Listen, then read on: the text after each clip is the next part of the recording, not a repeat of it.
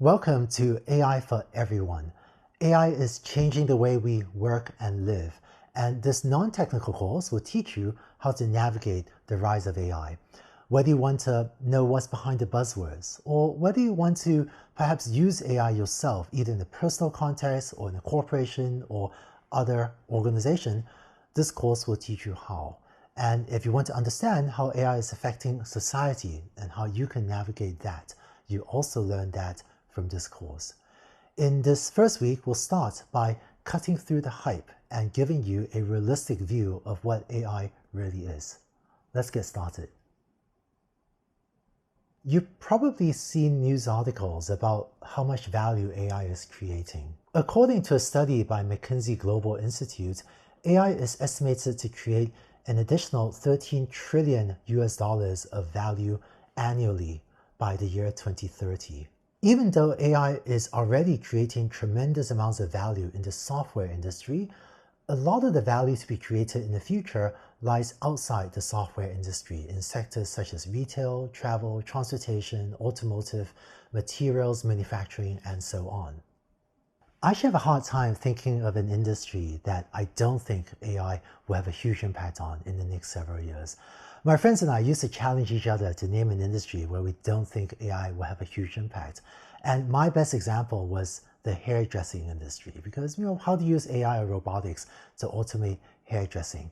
But I once said this on stage, and one of my friends, who is a robotics professor, was in the audience that day, and she actually stood up and she looked at me in the eye and she said, "You know, Andrew, most people's hairstyles, I couldn't get a robot to cut their hair that way." But she looked at me and said, "Your hairstyle, Andrew, that a robot can do." There is a lot of excitement, but also a lot of unnecessary hype about AI. One of the reasons for this is because AI is actually two separate ideas. Almost all the progress we are seeing in AI today is artificial narrow intelligence. These are AIs that do one thing, such as a smart speaker or self-driving car, or AI to do web search, or AI applications in farming or in a factory. These types of AI are one-trick ponies, but when you find the appropriate trick, this can be incredibly valuable. Unfortunately, AI also refers to a second concept of AGI, or artificial general intelligence. That is the goal, to build AI that can do anything a human can do, or maybe even be super intelligent and do even more things than any human can. I'm seeing tons of progress in ANI, artificial narrow intelligence, and almost no progress toward AGI, or artificial general intelligence. Both of these are worthy goals, and unfortunately, the rapid progress in ANI, which is incredibly valuable, that has caused people to conclude that there's a lot of progress in AI, which is true, but that has caused people to falsely think that there might be a lot of progress in AGI as well, which is leading to some irrational fears about evil killer robots coming over to take over humanity anytime now. I think AGI is an exciting goal for researchers to work on, but it'll take multiple technological breakthroughs before we get there, and it may be decades or hundreds of years or even thousands of years away. Given how far away AGI is, I think there is no need to unduly worry about it. In this week, you will learn what ANI can do and how to apply them to your problems.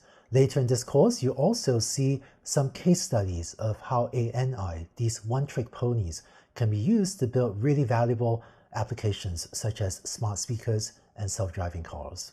In this week, you will learn what is AI. You may have heard of machine learning, and the next video will teach you what is machine learning. You also learn what is data and what types of data are valuable, but also what types of data are not valuable. You learn what it is that makes a company an AI company or an AI first company, so that perhaps you can start thinking if there are ways to improve your company or other organizations' ability to use AI. And importantly, you also learn this week what machine learning can and cannot do.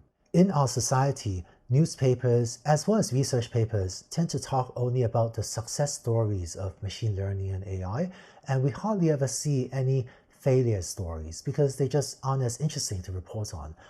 But for you to have a realistic view of what AI and what machine learning can and cannot do, I think it is important that you see examples of both so that you can make more accurate judgments about what you may and maybe should not try to use these technologies for.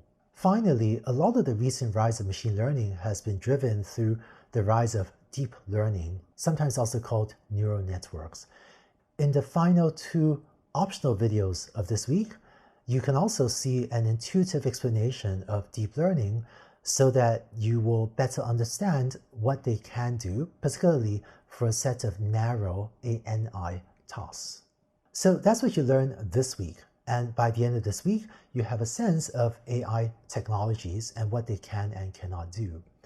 In the second week, you learn how these AI technologies can be used to build valuable projects. You learn what it feels like to build an AI project, as well as what you should do to make sure you select projects that are technically feasible, as well as valuable to you or your business or other organization. After learning what it takes to build AI projects, in the third week, you learn how to build AI in your company. In particular, if you want to take a few steps toward making your company good at AI, you see the AI transformation playbook and learn how to build AI teams and also build complex AI products. Finally, AI is having a huge impact on society. In the fourth and final week, you learn about how AI systems can be biased and how to diminish or eliminate such biases. You also learn how AI is affecting developing economies and how AI is affecting jobs, and be better able to navigate this rise of AI for yourself and for your organization. By the end of this 4-week course, you'll be more knowledgeable and better qualified than even the CEOs of most large companies in terms of your understanding of AI technology, as well as your ability to help yourself or help your company or other organization navigate the rise of AI. And so I hope that after this course, you'll be in a position to provide leadership to others as well as they navigate these issues. Now, one of the major technologies driving the recent rise of AI is machine learning. But what is machine learning? Let's take a look in the next video.